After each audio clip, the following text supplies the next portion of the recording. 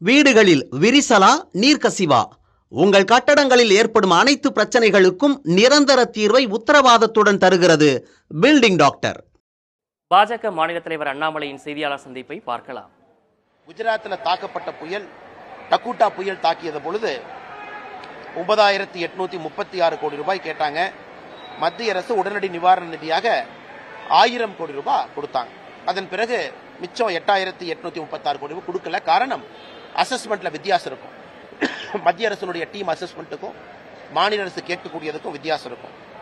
அதே போல 2020-21 கோவிட் காலகட்டத்தில் குஜராத்துக்கு மொத்தமாக வழங்கப்பட்ட நிதி, கோவிட்டை சமாளிப்பதற்கு 304 கோடி, தமிழகத்திற்கு வழங்கப்பட்ட நிதி 868 கோடி. ஸோ இந்த மாதிரி பல உதாரணம் சொல்லிட்டே போலாங்க. ஆனால் நான் திமுகவினுடைய பொய்யை தோலுரிக்க விரும்பல. ஒன்னா உட்காந்து ஒரு டேட்டாவா, அது காமன் சென்ஸ் இருக்கக்கூடிய நம்ம எல்லாருக்குமே தெரியும். மத்திய அரசை பொறுத்தவரை, பேரிடரை பொறுத்த வரைக்கும், என்டிஆர்எஃப் பொறுத்த வரைக்கும் அது assessment based, estimation based fund release. அவங்க கணக்கு போட்டு எந்த அளவுக்கு சேதம் அடைஞ்சிருக்கோ அதை பொறுத்து பணத்தை கொடுப்பாங்க. ஆனால் தமிழகத்தில், தென் தமிழகத்திற்கு இன்னுமே அவங்க மாநில அரசுலேருந்து எஸ்டிமேட் அவங்க போடாமல் இருக்காங்க. சென்னையை பொறுத்தவரை அவங்க கேட்டிருக்காங்க. அதனால் நிச்சயமாக மிக விரைவில் மத்திய அரசு நிதி கொடுப்பார்கள் என்று நம்புகின்றோம். அது வேகமாக வரும் என்றும் நம்புகின்றோம். அதற்கு முன்பாக நம்முடைய நிதியமைச்சர் அவர்களே நேரடியாக தூத்துக்குடியில் பார்க்க ஆரம்பிச்சிருக்கிறாங்க. செவ்வாய்க்கிழமை அவங்க வர்றாங்க. ரியல் டைம் ஃபீட்பேக் எடுத்துட்டு இருக்காங்க. அடுத்ததெல்லாம் பார்த்தீங்கன்னா, திமுகவினுடைய அடுத்த பொய் வானிலை மையத்தின் மீது பொய். அதாவது நம்முடைய கையாளாகத்தனத்தை மறைக்க சம்பந்தமே இல்லாமல் ஒருத்தர் மேல பணி போடுறது. இன்னைக்கு நமக்கு தெரியும், ஐஎம்டியை பொறுத்தவரை திமுக ஆசைப்படுற மாதிரி கருப்பு சிவப்பு கலர் கோடிங்லாம் கொடுக்க முடியாதுங்க. திமுக பொறுத்தவரை எல்லோ ரெட். எல்லோனாவே ஹெவி ரெயின்ஃபால், ரெட்னா very heavy rainfall. Yellow alert 12ஆம் தேதியே கொடுத்தாச்சு. ஆனால் திமுக காரங்க என்ன பண்ணிட்டு இருந்தாங்க? சேலத்தில் இளைஞர் அணி கான்ஃபரன்ஸ், இளைஞர் அணி மாநில மாநாடு நடத்துவதில் ஒரு குரூப் அக்கறையோடு இருந்தாங்க, இது செய்யணும்னு. அப்புறம் இந்தி கூட்டணிக்கு போறதுல முதலமைச்சர் அவர்கள் அக்கறையோடு இருந்தாங்க. கூட்டணிக்கு போயிட்டு போற போக்கில் சரி, பிரதமர் இங்க இருக்காரு, இதே ஊர்ல இருக்காரு, டெல்லி வந்துட்டோம், பிரதமர்கிட்ட ஒரு அப்பாயின்மெண்ட் கேட்டு வைப்போம்னு சொல்லிட்டு போற போக்கில் ஒரு அப்பாயின்மெண்ட் கேட்டு பிரதமரையும் பார்த்துட்டு வந்தாங்க. இவர்கள் கவனம் முழுவதுமே ப்ரிப்பேர்ட்னஸ் இல்லைங்க. கவனம் முழுவதுமே அந்த Chennai formula for racing circuit, சேலத்தில் இளைஞர் அணி மாநில மாநாடு திமுகவோடது, அதே போல இந்தி கூட்டணி, கவனம் முழுவதுமே அங்க இருந்துச்சு. எல்லோ ரெயின்ஃபால், எல்லோ அலர்ட் கொடுத்தாவே, ஹெவி ரெயின்ஃபால் கொடுத்தாவே அனைவருக்குமே தெரியும், it has got a potential to become red alert.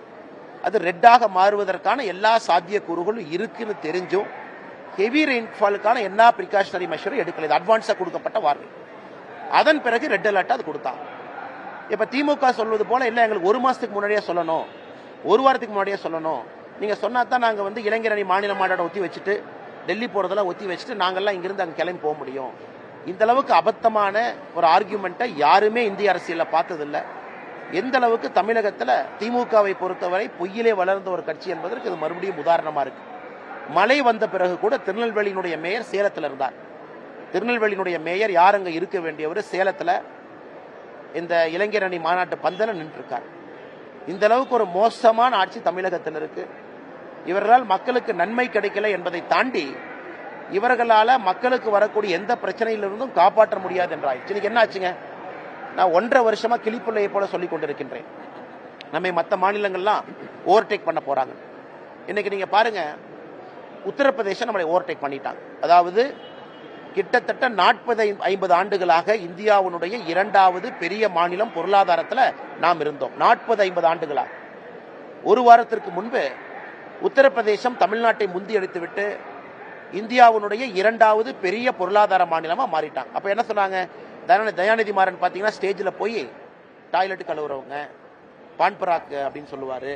யூபியிலிருந்து வந்தவன்லாம் இங்க பானிபூரி விற்க வர்றாங்க. இன்னைக்கு யூபி கோவையில் பாஜக மாநில தலைவர் அண்ணாமலை செய்தியாளர்களை சந்தித்த அந்த காட்சிகளை பார்த்தோம். அதில் மத்திய அரசுடன் தமிழக அரசு மோதல் போக்கை கடைபிடித்து வருவதாக அவர் குற்றம் சாட்டியிருந்தார். அவர் பேசிய முழு விவரங்களையும் பின்னர் வரக்கூடிய செய்திகளில் விரிவாக பார்க்கலாம். வீடுகளில் விரிசலா நீர்க்கசிவா? உங்கள் கட்டடங்களில் ஏற்படும் அனைத்து பிரச்சனைகளுக்கும் நிரந்தர தீர்வை உத்தரவாதத்துடன் தருகிறது பில்டிங் டாக்டர்.